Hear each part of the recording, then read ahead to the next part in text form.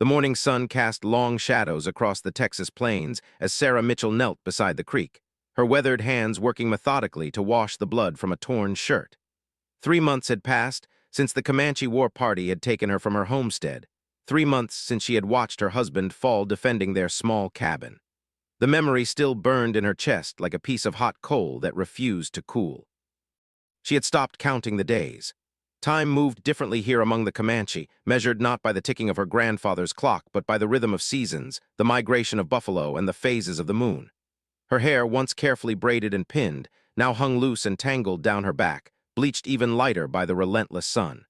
Her pale skin had darkened and roughened, her hands calloused from the endless work that filled her captive days. The creek bubbled softly beside her, its clear water reflecting the vast blue sky above. This was her favorite time of day, when the camp was quiet and she could almost pretend she was back home, washing clothes in the stream that ran behind her cabin. Almost, but never quite. The sounds were different here. Instead of her husband's gentle humming as he tended to their small garden, she heard the soft conversations of Comanche women preparing for the day, the snorting of horses, and the occasional cry of a baby.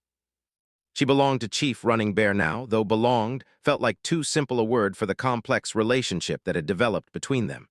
He had claimed her not as a wife, but as a worker, someone to help his aging wife, Mourning Dove, with the heavy tasks that had become difficult for her arthritic hands. Running Bear was a man of perhaps 50 summers, his face lined with the wisdom and weariness of leadership. Unlike some of the younger warriors who looked at her with hunger or hatred, he treated her with a distant but not unkind efficiency. Mourning Dove had been the surprise. Sarah had expected cruelty from the chief's wife, jealousy perhaps, or at least cold indifference. Instead, she had found a woman worn thin by loss and grief, a mother who had buried 3 children and whose remaining son was everything to her. Mourning Dove's initial suspicion had gradually given way to something approaching acceptance, especially as Sarah proved herself capable and willing to work without complaint. The Comanche women had tested her in those first weeks, giving her the most difficult and unpleasant tasks, watching to see if she would break or rebel. They had set her to scraping hides under the blazing sun until her arms ached and her back screamed in protest. They had given her the job of hauling water from distant streams, heavy clay pots balanced on her shoulders. They had made her tend the cooking fires in the coldest hours before dawn, her fingers numb and clumsy as she coaxed flames from reluctant embers. But Sarah had endured. She had learned their ways not out of any desire to please them, but because survival demanded it. She watched and listened, picking up words of their language, understanding the unspoken rules that governed their society. She learned which women were influential and which were outcasts, which warriors were respected and which were feared. She discovered that kindness was not weakness here, but that it had to be earned through strength first. The creek gurgled as she wrung out the shirt, water dripping between her fingers. The bloodstain had finally come clean, though the fabric remained stained a faint pink. It belonged to little Fox, Running Bear's son, a boy of perhaps 12 summers who had the unfortunate combination of his father's fierce pride and his mother's tender heart. He had torn it climbing trees yesterday, scraping his arm badly on the rough bark, but had refused to cry despite the pain. Little Fox fascinated Sarah in ways she didn't fully understand. Perhaps it was because he reminded her of the children she and Thomas had hoped to have someday, before the Comanche had swept that dream away along with everything else. Or perhaps it was because he alone among the tribe seemed to see her as a person rather than a thing. While the other children either ignored her or threw stones when the adults weren't watching, little Fox had begun to seek her out with an almost shy curiosity. Their first real interaction had come 3 weeks ago, when she had found him crying behind his family's tipi, his face twisted with shame and pain. He had fallen from his horse during practice, badly bruising his ribs, and the other boys had laughed at his clumsiness. His father had been stern with him, demanding that he get back on the horse immediately and try again, while his mother had fretted and worried from a distance. Sarah had approached slowly as she would a wounded animal, her hands empty and her voice soft. She had spoken to him in English first, then in the few Comanche words she had learned. When he looked up at her with those dark eyes so full of hurt and confusion, something had shifted in her chest. Without thinking, she had pulled the small cloth handkerchief from her dress pocket, the only thing she had left from her old life, and offered it to him to dry his tears. He had stared at the delicate white fabric for a long moment, then had taken it carefully as if it might dissolve in his hands. He had wiped his face with surprising gentleness, then had offered it back to her, but Sarah had shaken her head and closed his fingers around it. "Keep it," she had said in English, then repeated the gesture when he looked confused. "Yours." From that day forward, little Fox had begun to watch her with an intensity that sometimes made her uncomfortable. Not the suspicious watching of the other tribe members, but the focused attention of someone trying to solve a puzzle. He would appear beside her as she worked, not speaking but observing everything she did with those intelligent dark eyes. Gradually, he had begun to help her with small tasks, holding pottery while she painted it, gathering firewood when she went to collect kindling. His mother, Mourning Dove, had noticed the boy's attachment and had spoken to Sarah about it in her halting English. "He lost brother," she had explained, her voice heavy with old grief. "2 summers passed, sickness take him. Little Fox, he look for brother everywhere." She had paused, studying Sarah's face. "Maybe he think he find brother's spirit in you." The explanation had unsettled Sarah more than she cared to admit. She didn't want to be responsible for this boy's emotional well-being, didn't want to care about whether he was happy or sad. Caring meant vulnerability, and vulnerability meant pain. She had learned that lesson thoroughly in the months since her capture. It was safer to remain distant, to do her work and think about survival and nothing more. But children had a way of slipping past carefully constructed walls, and little Fox was particularly gifted at finding cracks in her defenses. Yesterday, when he had climbed that tree and torn his shirt, he had been trying to retrieve a baby bird that had fallen from its nest. He had climbed higher and higher, ignoring the increasingly fragile branches, driven by some inner compulsion to save the helpless creature. When he finally fell, scraping his arm bloody against the bark, his first concern had not been for his own injury but for the bird, which had fluttered away unharmed. Sarah folded the clean shirt carefully, her movements automatic as her mind wandered. The sun was climbing higher now, and soon the camp would be fully awake. There would be breakfast to prepare, clothes to mend, hides to tan, 100 small tasks that filled her days and kept her hands busy. It was better when her hands were busy. Idle hands led to idle thoughts, and idle thoughts led to memories she couldn't afford to indulge. The sound of running feet made her look up. Little Fox was racing toward the creek, his face bright with excitement, his recently bandaged arm forgotten in his enthusiasm. Behind him came 3 other boys, all older and bigger, their expressions ranging from indulgent amusement to barely concealed annoyance.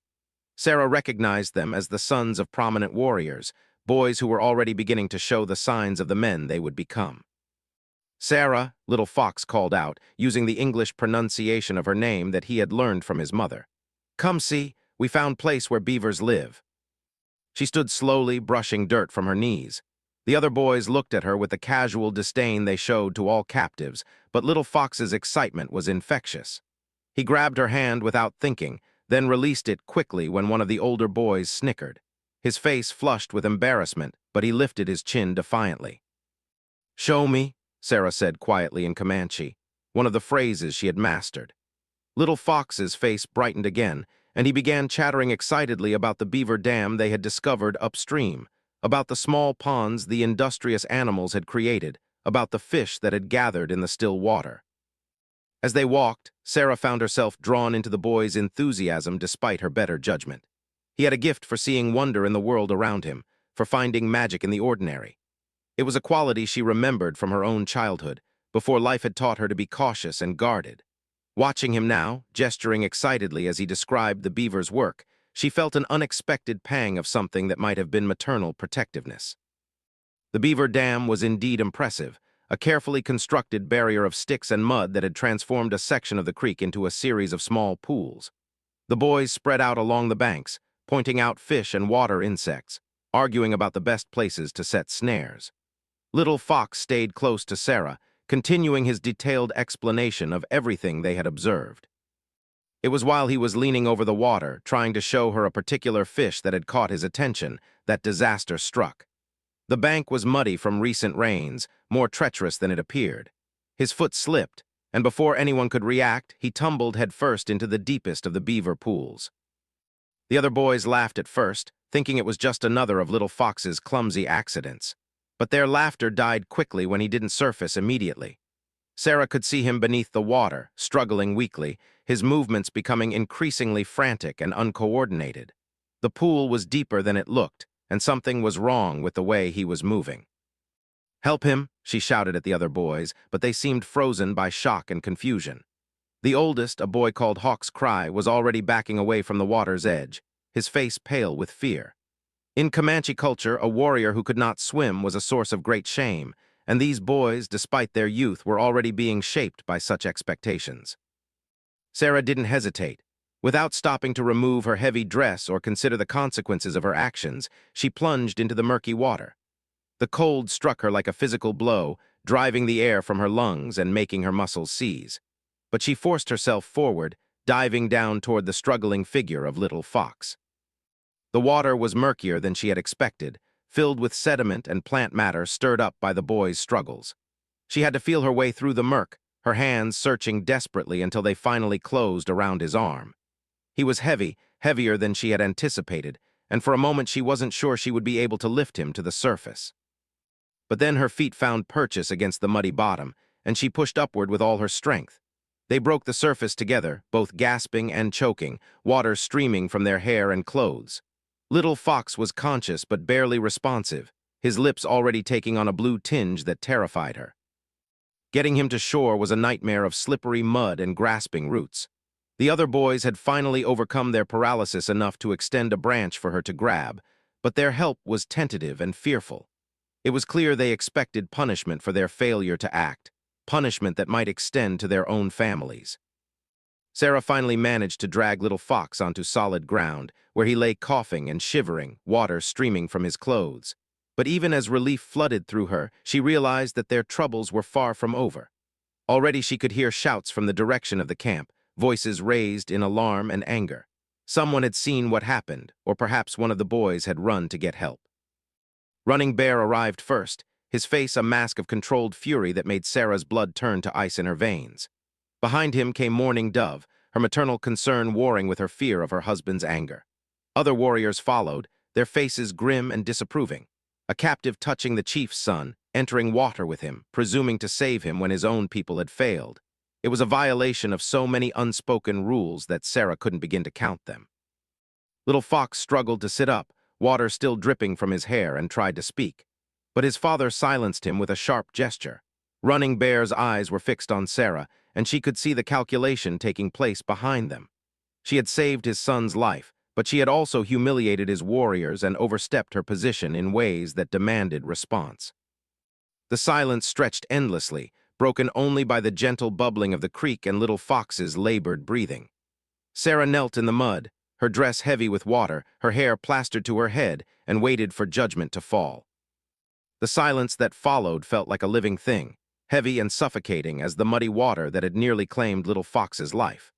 Sarah remained on her knees beside the boy, her wet dress clinging to her body, every muscle tense as she waited for Running Bear's reaction. The chief stood like a statue carved from stone, his weathered face revealing nothing of the storm she knew must be raging within him.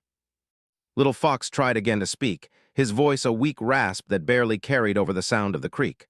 "Father," she. "Silence!" Running Bear's command cut through the air like a blade. His dark eyes never left Sarah's face, studying her with an intensity that made her skin crawl. She forced herself to meet his gaze, knowing that showing fear now would only make things worse. In the months since her capture, she had learned that Comanche respected strength above all else, even in their enemies. Mourning Dove knelt beside her son, her hands fluttering over his wet form as she checked for injuries. The relief in her eyes was evident, but it was tempered by fear of what her husband might do to the woman who had dared to touch their child. She whispered urgent words in Comanche, too fast and quiet for Sarah to catch, though she caught the repeated word, "sick," and understood that the mother was worried about her son catching a fever from the cold water. The other boys stood in a loose circle around the scene, their faces pale with terror. Hawk's Cry, the oldest, seemed to have shrunk into himself, his earlier bravado completely evaporated. They all knew they would face punishment for their failure to act, but their fear of that punishment had only made things worse. By hesitating when little Fox needed help, they had forced a captive woman to take action that by rights should have been theirs. Running Bear finally moved, stepping closer to Sarah until she could smell the sage and wood smoke that clung to his clothes. When he spoke, his voice was deadly quiet, more frightening than if he had shouted. "You have touched my son." It wasn't a question, but Sarah nodded anyway. "He was drowning," she said in her halting Comanche, the words feeling clumsy and inadequate in her mouth. "My warriors were here, young warriors, but warriors nonetheless." His gaze flickered to the terrified boys, and she saw them flinch as if struck. Yet you presumed to act in their place. Sarah's mind raced as she tried to find the right words, the right tone that might save her from whatever punishment he was considering. In her old life, she had been good with words, able to talk her way out of most difficulties. But language was different here, loaded with meanings and implications she was still learning to navigate. "The boy was dying," she said simply, meeting his eyes. "I could not watch him die." Something flickered across Running Bear's face at her words, too quick for her to interpret. Little Fox stirred beside his mother, trying once again to speak, but Mourning Dove placed a gentle hand over his mouth. The boy's eyes were wide and frightened, not for himself but for Sarah. In his young mind, he understood that she was in danger because of him, and the guilt was evident in his expression. "You are captive," Running Bear continued, his voice still that dangerous whisper. "You exist to serve, you do not think, you do not act without permission, you certainly do not place your hands upon the son of a chief." Each word fell like a stone into still water, sending ripples of consequence through Sarah's mind. She knew the customs well enough by now to understand the magnitude of her transgression. In saving Little Fox, she had violated protocols that were sacred to these people. She had shown up young warriors who were being trained for leadership. She had acted independently when her role was to be passive and obedient. But she had also saved the life of Running Bear's only surviving son, and that fact hung in the air between them like smoke from a fire that might either warm or burn. "What would you have me do?" Running Bear asked suddenly, the question directed not at Sarah but at the gathered warriors who had followed him from the camp. "This captive has violated sacred law. She has shamed our young men and acted beyond her station. By our customs, she has earned punishment." The men exchanged glances, clearly uncomfortable with the situation. Sarah could see the conflict in their faces, the recognition that she had done what their own sons had failed to do, balanced against the iron necessity of maintaining order and hierarchy within their society. One of them, a grizzled veteran with scars from many battles, finally spoke up. "She saved the boy," he said gruffly. "That cannot be ignored." "Nor can her transgression," another warrior replied. "If we allow captives to act as they please, where does it end? What happens to our authority?" The debate continued in rapid Comanche, too fast and complex for Sarah to follow completely, but she caught enough to understand that opinion was divided. Some of the men clearly felt she should be punished regardless of her motives, while others seemed to believe that saving Little Fox's life should earn her some consideration. Throughout the discussion, Running Bear remained silent, his face an unreadable mask. Little Fox had managed to sit up despite his mother's efforts to keep him lying down, and was watching the proceedings with growing agitation. Finally, he could contain himself no longer. "She is my life-saver," he burst out, his young voice cracking with emotion. "By law, that makes her my protector. You cannot punish her for following sacred duty." The words fell into the argument like a thunderclap, silencing every voice. Sarah saw the adult warriors exchange startled glances, and she realized that Little Fox had invoked some aspect of Comanche law that she didn't understand. Even Running Bear's composure seemed shaken for a moment, his eyes narrowing as he studied his son's determined face. Mourning Dove gasped softly and placed a restraining hand on the boy's shoulder, but he shrugged it off. Despite his wet clothes and obvious exhaustion, he climbed shakily to his feet and faced his father with a courage that both impressed and terrified Sarah. "The law of life debt is clear," Little Fox continued, his voice growing stronger as he spoke. "When someone saves a life at risk to their own, they become bound to that person by sacred ties. She risked her own life to save mine. That makes her my spirit guardian, no matter what her station." Sarah's heart sank as she began to understand the implications of what the boy was saying. She had heard whispered references to such laws during her time with the tribe, ancient customs that governed relationships and obligations between individuals. But she had never imagined they might apply to a situation like this. Running Bear was silent for a long moment, his jaw working as he considered his son's words. When he finally spoke, his voice was heavy with reluctance. "The law of life debt is indeed sacred," he admitted, "but it has never been invoked for a captive. The elders must decide whether such a thing is even possible." "Then let them decide," Little Fox said boldly. "But until they do, she is under my protection. You cannot harm her without violating the very law you have taught me to respect." The tension in the air was so thick it seemed to press against Sarah's skin like a physical weight.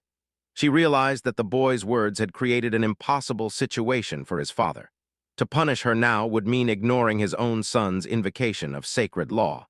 But to accept the boy's claim would set a precedent that could shake the foundations of their society. The sound of approaching voices made everyone turn. A group of tribal elders was making its way toward the creek, led by an ancient woman whose white hair gleamed like snow in the morning sun. Sarah recognized her as Grandmother Owl, the oldest person in the tribe and the keeper of their most sacred traditions. If anyone would know how to interpret the law of life debt, it would be her. The old woman walked slowly but steadily, her gnarled hands gripping a walking staff carved with intricate symbols. Behind her came three other elders, their faces grave as they took in the scene before them. Word of what had happened must have spread quickly through the camp, drawing these guardians of tradition to witness whatever resolution might unfold. Grandmother Owl stopped a few feet from where little Fox stood defiant beside his kneeling rescuer. Her clouded eyes seemed to see everything with perfect clarity as she studied the tableau before her. When she spoke, her voice was like the whisper of wind through dry leaves, but every word carried absolute authority. "I have heard what transpired here," she said slowly. "A captive woman entered the water to save the life of our chief's son, while young warriors stood frozen by fear and shame. The boy now claims life debt and asks for sacred protection for his rescuer. These are weighty matters that require careful consideration." She turned her attention to Sarah, studying her with those pale, knowing eyes. "You," she said in English that was heavily accented but perfectly clear. "Why did you act when you knew it would bring consequences?" Sarah swallowed hard, knowing that her answer might determine not just her own fate but the future relationship between captives and their captors throughout the tribe. "Because he was dying," she said simply, "and I couldn't watch a child die when I had the power to prevent it. Even though he is not your child, even though his people are your enemies, even knowing you would face punishment." "Yes." Grandmother Owl nodded slowly, as if Sarah's answer confirmed something she had already suspected. She turned to the young warriors who had been with little Fox, and Sarah saw them quail before her withering gaze. "And you," she said to them in Comanche, her voice sharp with disapproval. "You who would be warriors, who would defend our people and protect our children, what have you to say for your actions this day?" Hawk's cry as the eldest finally found his voice. We were afraid," he admitted, his face burning with shame. "The water was deep and we cannot swim well. We feared we would only make things worse." "Fear," Grandmother Owl repeated, making the word sound like a curse. "You chose fear over duty, and now you seek to excuse your failure by claiming wisdom. A true warrior acts despite fear, not because of its absence." The boys hung their heads, unable to meet her gaze. Sarah almost felt sorry for them. They were still children themselves, despite their training and the expectations placed upon them. The weight of their failure would follow them for years to come, shaping the men they would become. The old woman's attention returned to little Fox, who had remained standing despite the obvious strain it cost him. "And you, young one, do you truly understand what you ask when you invoke the law of life debt?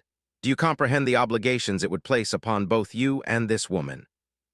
Little Fox's voice was steady when he answered. "I understand that she saved my life when others would not. I understand that makes her precious to the spirits, no matter what her station among us. I understand that to harm her now would anger those same spirits and bring misfortune upon our people." Grandmother Owl was quiet for a long time after that, her eyes distant as if consulting with invisible advisors. The sun climbed higher overhead, and Sarah felt the wet cloth of her dress beginning to steam in the heat. Her knees ached from kneeling on the hard ground, but she didn't dare move. Finally, the old woman spoke again. "The law of life debt is ancient and sacred," she said, addressing the assembled crowd. "It binds both the saved and the saver in ways that transcend normal relationships. It has been invoked between warriors, between family members, between friends, but never in all our history has it been claimed between a captive and a free person." Sarah's heart sank. It seemed clear that Grandmother Owl was preparing to reject little Fox's claim, to find some technicality that would allow Running Bear to proceed with whatever punishment he deemed appropriate. But the old woman's next words surprised everyone present. "However," she continued, "the spirits care nothing for the artificial divisions we create among ourselves. They see only the truth of actions and intentions. This woman risked her own life to save a child who was precious to them. That act of selfless courage creates obligations that cannot be dismissed simply because it is inconvenient for us to acknowledge them. A murmur ran through the gathered crowd, voices expressing surprise, concern, and in some cases, anger. Running Bear's face had gone completely still, but Sarah could see the muscle jumping in his jaw as he struggled to control his emotions. Therefore, Grandmother Owl concluded, I declare the life debt to be valid and binding. The captive woman known as Sarah is now under the protection of Little Fox, and through him, under the protection of our sacred law. She cannot be harmed or punished without violating the very foundations of our beliefs. The declaration hit the gathering like a physical blow. Sarah felt her legs go weak with relief, even as she realized that her troubles were far from over. Being protected by sacred law was one thing, but she would still have to live among people who might resent the precedent her case had set. The days that followed Grandmother Owl's declaration passed in a strange suspension between triumph and uncertainty. Sarah found herself occupying a position within the tribe that had no precedent, no clear guidelines to follow. She was no longer simply a captive, yet she was far from free. The life debt that now bound her to Little Fox had created a web of obligations and protections that neither she nor anyone else fully understood. Running Bear had accepted Grandmother Owl's ruling with the stoic dignity expected of a chief, but Sarah could feel his resentment simmering beneath the surface like water about to boil. He spoke to her only when necessary, his words clipped and formal, carrying none of the grudging respect he had begun to show her before the incident at the creek. She understood his position. The precedent set by her case could encourage other captives to act beyond their station, potentially disrupting the careful balance of power that held their society together. Mourning Dove's reaction had been more complex and harder to read. The relief in her eyes when she looked at her son was unmistakable, and Sarah sometimes caught her watching with something that might have been gratitude. But there was also worry there, concern about what the new arrangement might mean for her family standing within the tribe. Other women had begun to treat her differently, some with obvious disapproval, others with a cautious curiosity that suggested they were waiting to see how the situation would unfold. Little Fox himself seemed both proud of his bold action and somewhat overwhelmed by its consequences. The boy had recovered quickly from his near drowning, his young body resilient and strong, but the weight of responsibility he had taken upon himself was clearly weighing on his mind. He followed Sarah around the camp with an intensity that sometimes made her uncomfortable, as if he felt he needed to justify his invocation of the life debt by demonstrating her worthiness. The most difficult adjustment came in her daily interactions with the other tribe members, where once she had been largely invisible, simply another pair of hands to perform necessary tasks. Now she found herself the center of constant attention. Some of the younger warriors looked at her with open hostility, clearly believing that a captive had been elevated beyond her proper place.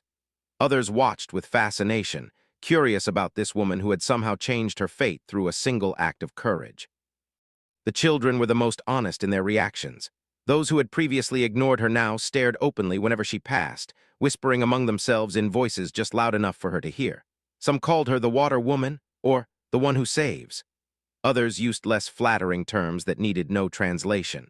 Little Fox often found himself in arguments with his peers, defending Sarah's honor and her right to protection under sacred law. 3 days after the incident, while Sarah was helping Mourning Dove prepare the evening meal, a delegation of warriors approached their fire. Led by Iron Eagle, Running Bear's younger brother and the tribe's war chief, they came with faces set in hard lines that promised difficult conversation. "We would speak with the woman who claims life debt," Iron Eagle announced, his voice carrying easily across the camp.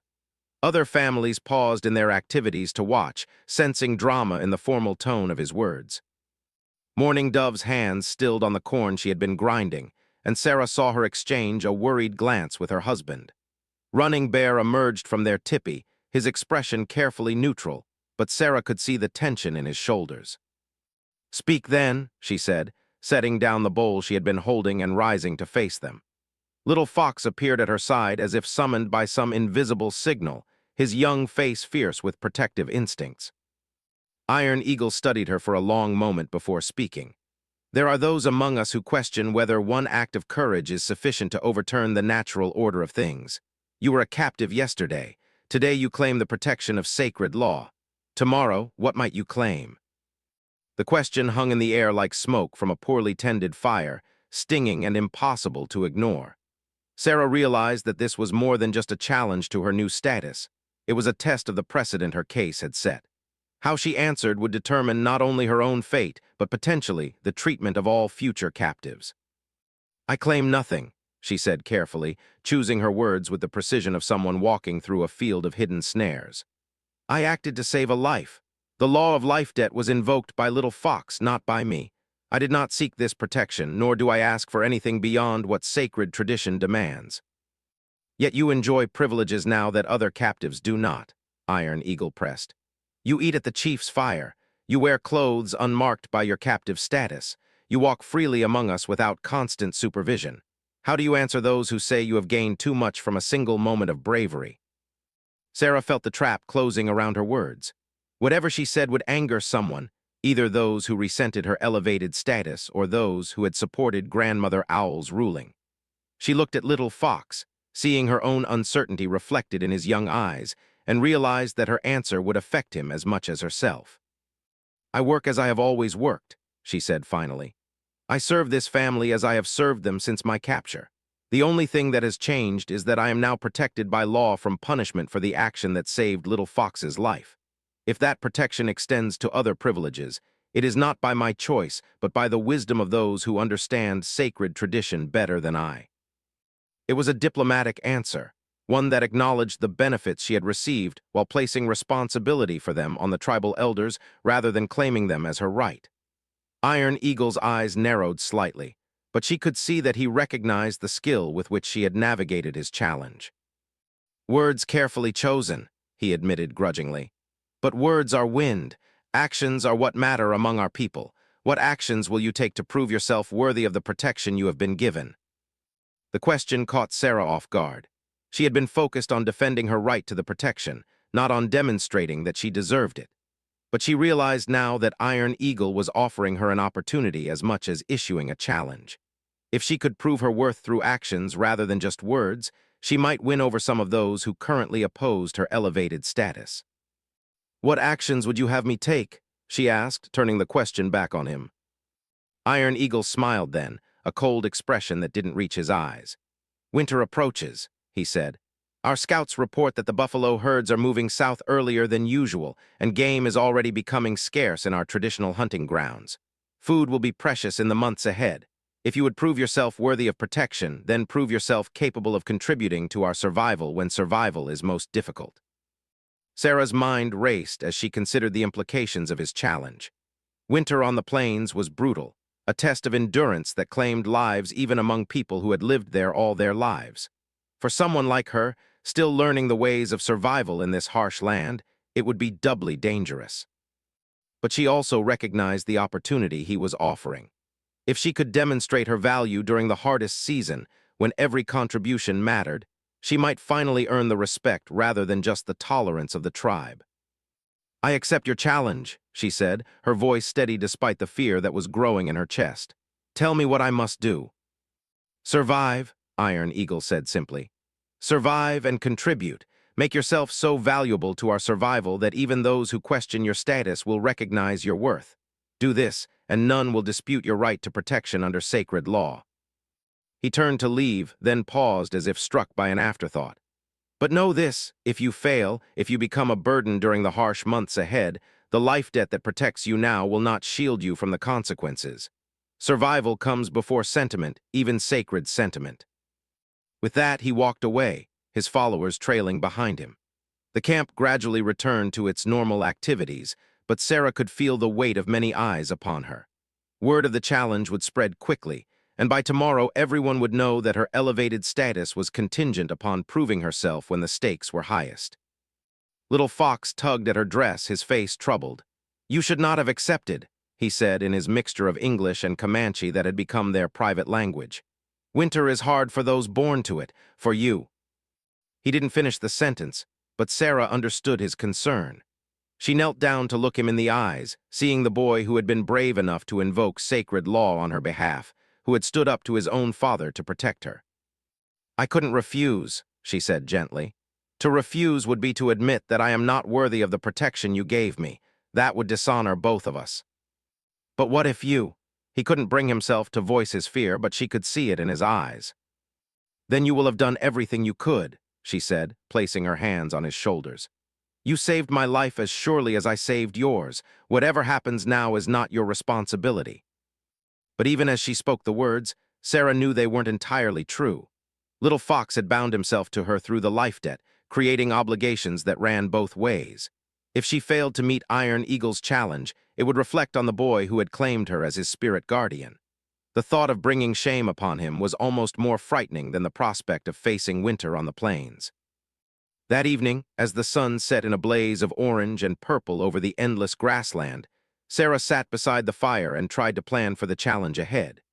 She had learned much in her months with the tribe, but winter survival required knowledge and skills that she was only beginning to understand. Morning Dove joined her as the last light faded from the sky, settling beside the fire with the careful movements of someone whose joints ached constantly. For a while they sat in comfortable silence, watching the flames dance and listening to the sounds of the camp settling down for the night. Iron Eagle is not cruel man, Morning Dove said eventually, her English slow but clear. But he is careful, protective of old ways. I understand his concern, Sarah replied. Change is frightening, especially when it challenges tradition. You change nothing, Morning Dove said firmly. Sacred law change nothing. What is, what will be, will be. Iron Eagle fear change that not happen. Sarah considered the older woman's words, finding comfort in their pragmatic wisdom. Morning Dove had accepted the reality of the situation without the emotional complications that seemed to trouble the men of the tribe. Perhaps that was the key, to focus on practical survival rather than the larger implications of her new status. Will you help me prepare for winter? Sarah asked. Teach me what I need to know. Morning Dove nodded slowly. You saved my son, she said simply. Now I help save you. This is how sacred law works, circle of saving, circle of helping, you understand. Sarah did understand, and for the first time since Iron Eagle's challenge, she felt a glimmer of hope. She would not have to face the harsh months ahead alone.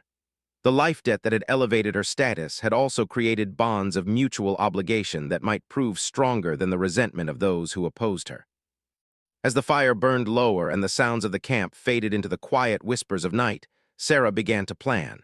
Winter was coming, and with it the greatest test of her new life among the Comanche. But she was no longer the broken, terrified woman who had been captured months ago. She had found strength she didn't know she possessed, and people who were willing to help her survive. The challenge ahead would be brutal, but she would meet it with everything she had learned and everyone who was willing to stand beside her. The life debt had given her protection, but it was up to her to prove that the protection was deserved. The first snows came early that year, dusting the grassland with white, while the leaves still clung to the scattered trees along the creek beds. Sarah woke one morning to find frost covering her blankets and her breath forming clouds in the cold air inside the tipi. Winter had arrived with little warning, and with it came the true test of Iron Eagle's challenge. The weeks since his ultimatum had been a whirlwind of preparation and learning. Morning Dove had proven to be a patient but demanding teacher, showing Sarah the countless skills necessary for winter survival on the plains. She learned to identify which plants could be dried and stored for food, which roots could be dug even after the ground began to freeze, and which trees provided bark that could be boiled into nutritious soup when other food became scarce. The older woman taught her to work with buffalo hide in ways she had never imagined, creating containers that could hold water without leaking, crafting thick winter clothes that could mean the difference between life and death in a blizzard. Sarah's hands, already calloused from months of work, became even tougher as she learned to sew with sinew and all, creating seams so tight that not even wind-driven snow could penetrate them. But perhaps the most valuable lesson Morning Dove taught her was the art of reading the sky and the wind, the subtle signs that warned of approaching storms. Weather kills more than enemies, the Comanche woman had explained one evening as they watched clouds gathering on the horizon. You learn to listen to Sky Spirit, or Sky Spirit teach you lesson with your life. Little Fox had thrown himself into helping with Sarah's education with an enthusiasm that sometimes worried his parents. The boy seemed to feel personally responsible for her success, as if his own honor depended on her ability to meet Iron Eagle's challenge. He brought her small animals he had caught, teaching her which parts were best for food and which could be used for other purposes. He showed her hidden places where certain plants grew, spots that other members of the tribe might not think to check when food became truly scarce. The boy's dedication had not gone unnoticed by the rest of the tribe. Some watched with approval, seeing it as evidence of the sacred bond that connected lifesaver and saved. Others viewed it with concern, worried that little Fox was becoming too attached to a woman who might not survive the winter despite all their preparations. Running Bear had maintained his careful neutrality throughout the preparation period, neither helping nor hindering Sarah's efforts to ready herself for the cold months ahead. But she had noticed him watching sometimes when he thought she wasn't looking, his expression thoughtful and unreadable. She suspected he was conducting his own evaluation, judging whether she would prove to be an asset or a liability when resources became scarce. The first real test came with the season's initial blizzard, a howling wall of snow and wind that struck the camp like a living thing determined to destroy everything in its path. Sarah had experienced winter storms in her old life, but nothing had prepared her for the savage intensity of a plains blizzard, where the wind could reach speeds that knocked grown men off their feet, and the snow fell so thick it was impossible to see more than arm's length in any direction. The storm lasted 3 days, trapping everyone inside their shelters while the wind screamed overhead and snow piled in drifts that reached above the tops of the tipis. Food had to be rationed carefully, and water could only be obtained by melting snow in closely guarded containers. It was during this first storm that Sarah began to truly understand what Iron Eagle's challenge meant. Winter on the plains wasn't just cold and uncomfortable. It was a relentless enemy that would test every aspect of their survival skills. On the second day of the storm, disaster struck the family in the tipi next to Running Bear's. Red Hawk's wife, a woman named Singing Bird, had given birth only weeks earlier, and the combination of exhaustion from childbirth and the stress of the storm proved too much for her body. She developed a fever that quickly escalated into delirium, leaving her unable to care for her newborn son or herself. Red Hawk was a proud warrior, but pride meant little when his wife was dying and his infant son was crying from hunger. The tribe's medicine woman, an elderly woman called Wise Grandmother, was trapped in her own shelter on the far side of the camp, unreachable through the blinding snow. Traditional healing ceremonies required sacred items and rituals that couldn't be performed in the confined space of a storm-bound tipi. It was little Fox who came to Sarah in the middle of the second night, his face pale with worry. "Singing Bird is very sick," he whispered urgently. "The baby cries and cries, but she cannot feed him. Red Hawk fears they will both die before the storm ends." Sarah felt her stomach clench with familiar helplessness. She had no medical training beyond the basic frontier remedies her mother had taught her, and those seemed pitifully inadequate in the face of what sounded like severe fever and possible infection. But the alternative was to sit and do nothing while a woman died and an infant starved. "What would your people usually do?" she asked Mourning Dove, who had been awakened by their whispered conversation. The older woman's face was grave as she considered the question. "Medicine woman would sing healing songs, make special tea from sacred plants," she said. "But plants are buried under snow and Wise Grandmother cannot reach them. Without proper medicine," she shrugged helplessly. Sarah closed her eyes, thinking of her mother's voice teaching her about feverfew and willow bark, about the properties of plants that grew in different climates. She had noticed some familiar herbs during her exploration of the area around the camp, plants that might help reduce fever and ease the symptoms that were killing Singing Bird. "I might know something that could help," she said carefully. "My mother taught me about fever medicine from plants, but I would need to go outside, dig in the snow to find what I need." Mourning Dove stared at her in shock. "You cannot go out in this storm," she protested.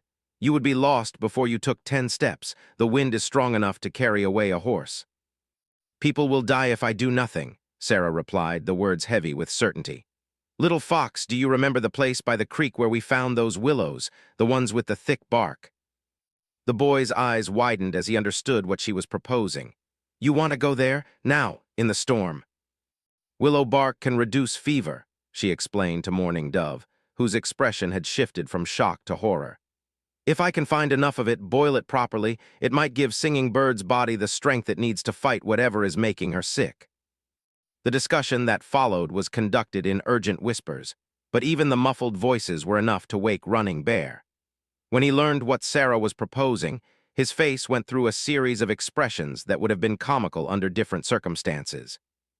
"You want to leave the shelter in a blizzard to gather medicine plants," he said slowly, as if saying the words might make them seem less insane. "Plants that may or may not help a woman who may already be beyond help." "Yes," Sarah said simply.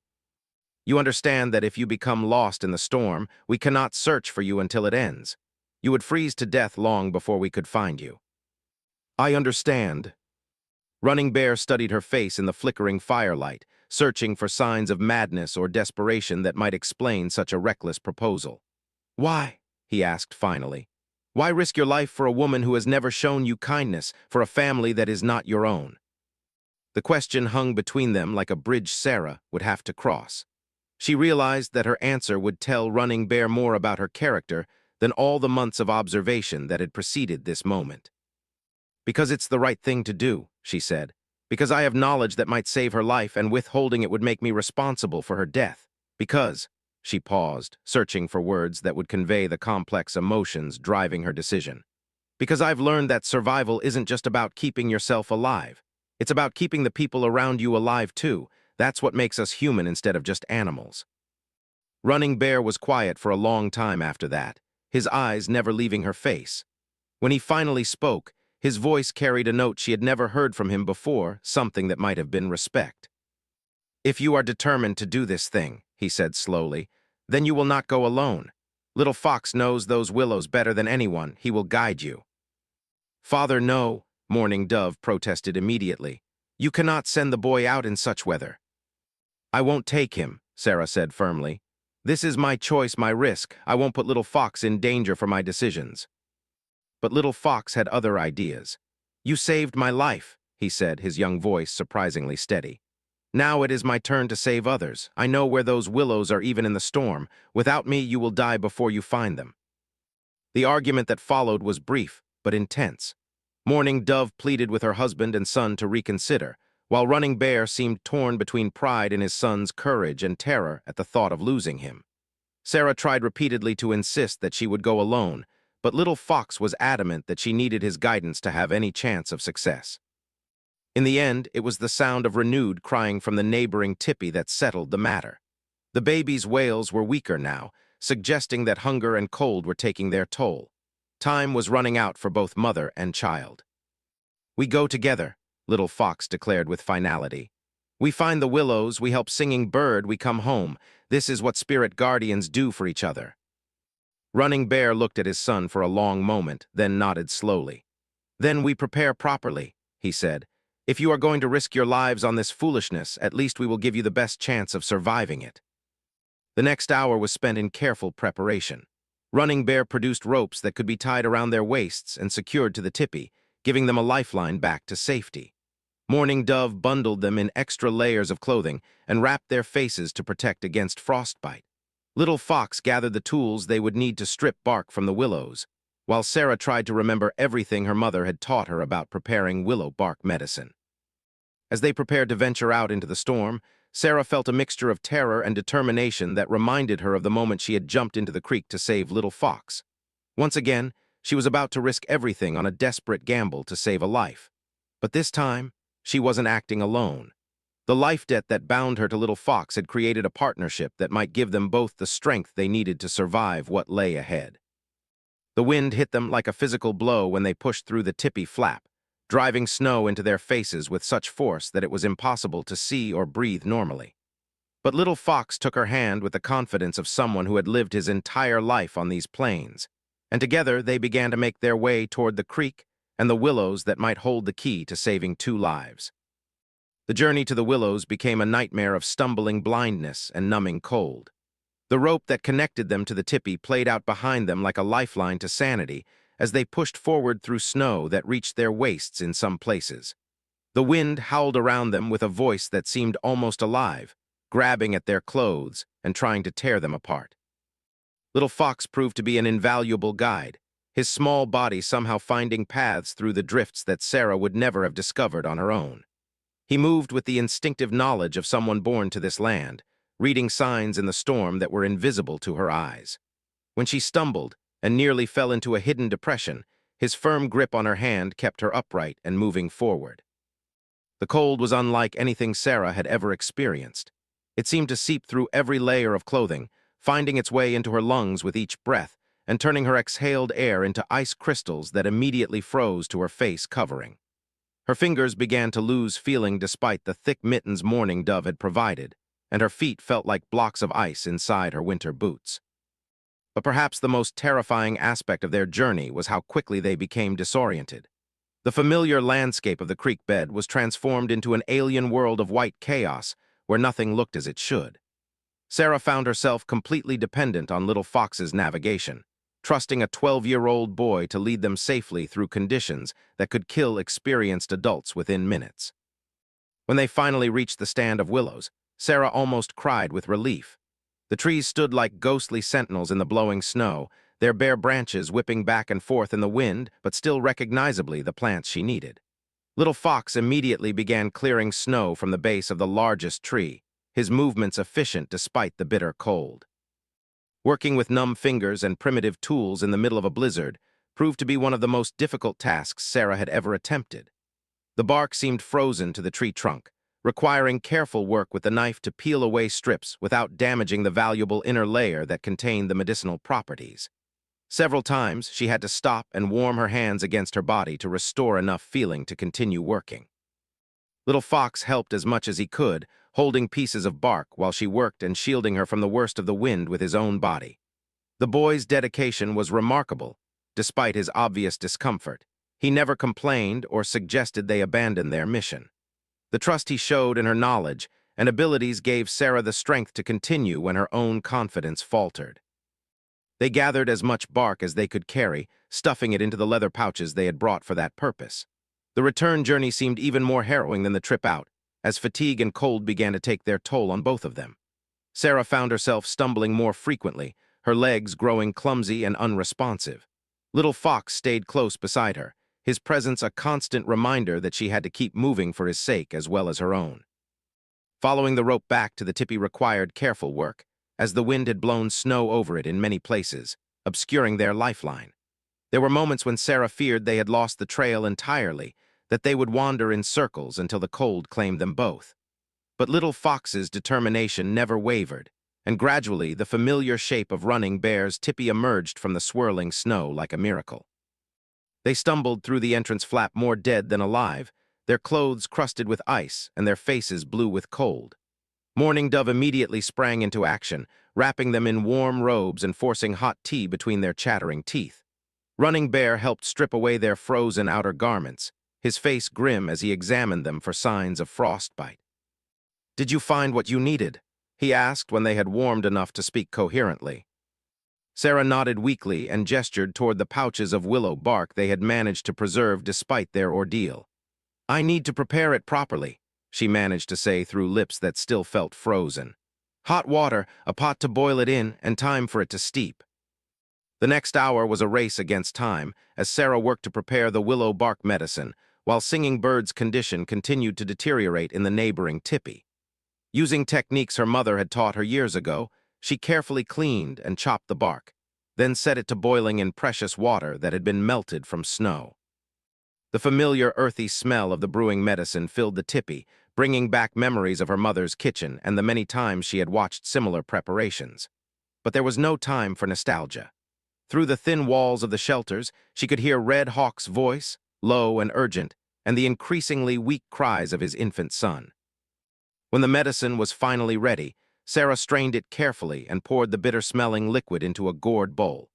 Her hands shook slightly as she prepared to carry it to the sick woman, knowing that everything depended on whether her childhood memories of frontier medicine would prove effective against whatever was killing Singing Bird. Red Hawk's tipi was a scene of barely controlled desperation when Sarah entered with the medicine. The warrior sat beside his wife's still form, his weathered face etched with grief and helplessness. Singing Bird lay unconscious, her breathing shallow and rapid, her skin burning with fever. The baby, wrapped in soft furs, whimpered weakly in a corner of the shelter. "I have medicine that might help," Sarah said quietly, kneeling beside the unconscious woman. "It should reduce the fever and give her body strength to fight the sickness." Red Hawk looked at her with eyes that held little hope but desperate willingness to try anything. "What must I do?" he asked. Getting the medicine into an unconscious person proved to be delicate work. Sarah had to lift Singing Bird's head and slowly drip small amounts of the liquid into her mouth, being careful not to choke her. Much of the first dose was lost, but gradually some of the medicine stayed down, and Sarah could see the woman's body beginning to relax slightly.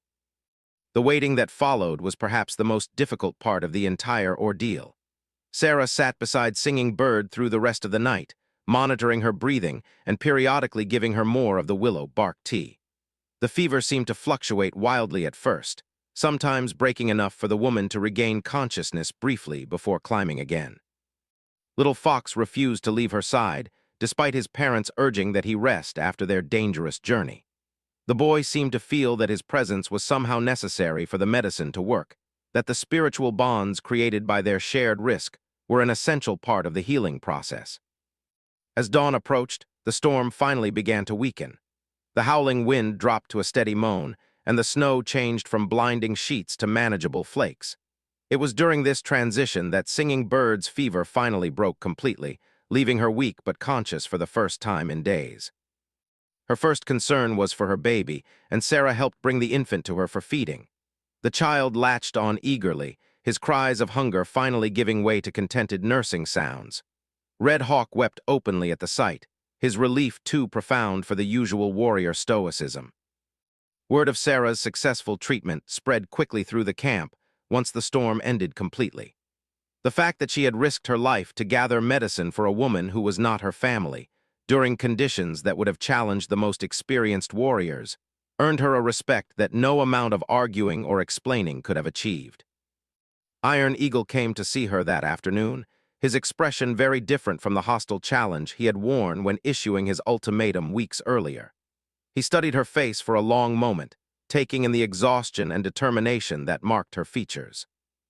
"You have proven yourself in ways I did not expect," he said finally. "When I challenged you to contribute to our survival, I thought perhaps you might learn to preserve food well or work hides with particular skill. I did not think you would risk death to save the life of someone who meant nothing to you." "She means something to me," Sarah replied quietly. "Every life means something to me. That's what I've learned living among your people. We survive together or we don't survive at all." Iron Eagle nodded slowly, and when he spoke again, there was genuine warmth in his voice for the first time since she had known him. "Then you understand what it truly means to be Comanche," he said. "Not the blood in your veins or the color of your skin, but the willingness to sacrifice yourself for the good of all. You have earned your place among us, Spirit Guardian. No one will question it again." The formal recognition of her status came that evening, when the tribe gathered around the central fire for the first time since the storm had trapped them in their individual shelters. Grandmother Owl stood before the assembled people, her ancient voice carrying clearly in the cold air. "We have seen the true meaning of the life debt among us," she announced. "The woman Sarah has proven that sacred bonds create sacred obligations, and that those obligations make us stronger as a people. Let none question her place among us, for she has written her name in our hearts with courage and selflessness." The ceremony that followed was simple but profound. Sarah was given new clothes that marked her changed status, garments that identified her as a member of the tribe rather than a captive. Little Fox stood beside her throughout the ritual, his young face glowing with pride and satisfaction. But perhaps the most meaningful moment came when Running Bear approached her after the formal ceremony had ended. The chief studied her face in the firelight, his expression thoughtful and measured. "I misjudged you," he said simply. "I saw only a captive woman who had disrupted our order. I did not see someone who could strengthen our order by showing us what it truly means to serve something greater than ourselves." He paused, glancing at his son who stood nearby listening to every word. "Little Fox chose well when he claimed life debt for you. You have become the spirit guardian he needed, just as he has become the family you needed. This is how the sacred laws work. They bind us together in ways that make us all stronger." As winter deepened around them, Sarah found herself settling into her new role with a sense of belonging she had never expected to feel again. The life debt that had begun with a moment of desperate courage in a creek had grown into something larger, a web of relationships and obligations that gave her life meaning and purpose. She continued to learn and grow, her medical knowledge becoming increasingly valuable as the harsh months brought various illnesses and injuries to the tribe. Little Fox remained her constant companion and protector, their bond deepening into something that was part sibling relationship, part spiritual connection, and part mutual rescue operation. The captured white woman had become something she had never imagined possible, a true member of the Comanche tribe, valued not for what she could provide through labor, but for who she had proven herself to be through courage and compassion. The son of a Comanche had nearly drowned, but in saving him, she had somehow saved herself as well. Winter eventually gave way to spring, and spring to summer, and the story of the woman who risked everything to save a drowning child became part of the tribe's oral tradition. But for Sarah, the most important part of the story was not the dramatic rescue or the dangerous journey through the blizzard. It was the quiet daily reality of belonging somewhere, of having people who counted on her and whom she could count on in return.